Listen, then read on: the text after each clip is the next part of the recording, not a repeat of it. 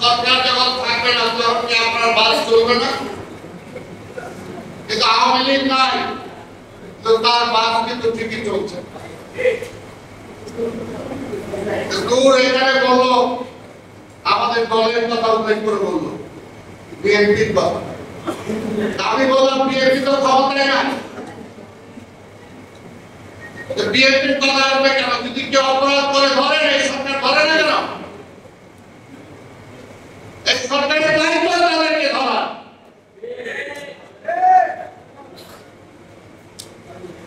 BNP তো বলে দেয় নাই যুবক অপরাধ করবে তাহলে ধরা যাবে না। কাজে বিএনপি নাম অনেকেই ব্যবহার করে বিএনপিকে খাটো করার জন্য, বিএনপিকে সমালোচনা করার জন্য। সরকারের দায়িত্ব সরকার পালন করলে হয়। যে জায়গায় অপরাধ করবে তাকে আইনের আওতায় নেবে।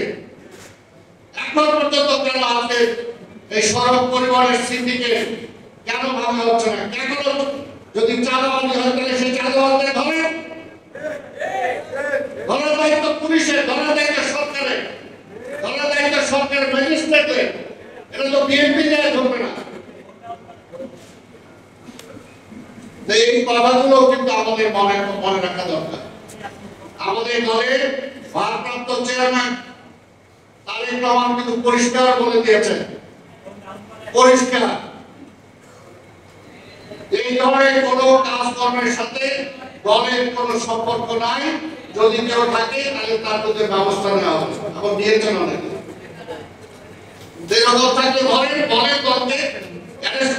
লেবুর সুঘ্রাণ আরো বেশি, ত্বকের যত্ন আরো বেশি, চলে আরো বেশি। আপনার পকেটে কি বিদেশি না বাংলাদেশি?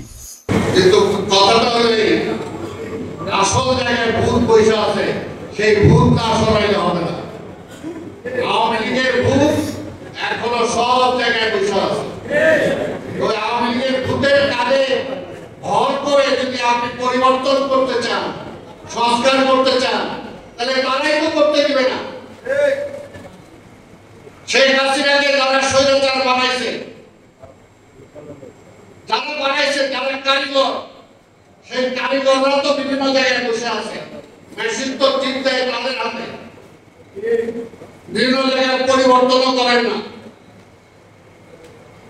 15 বছর, 16 বছর, 18 বছর শুধুমাত্র বিএনপি কখন করছে, ছাত্র দল করতো, এই কারণে প্রশাসনের কাছে রাখা যাবে না।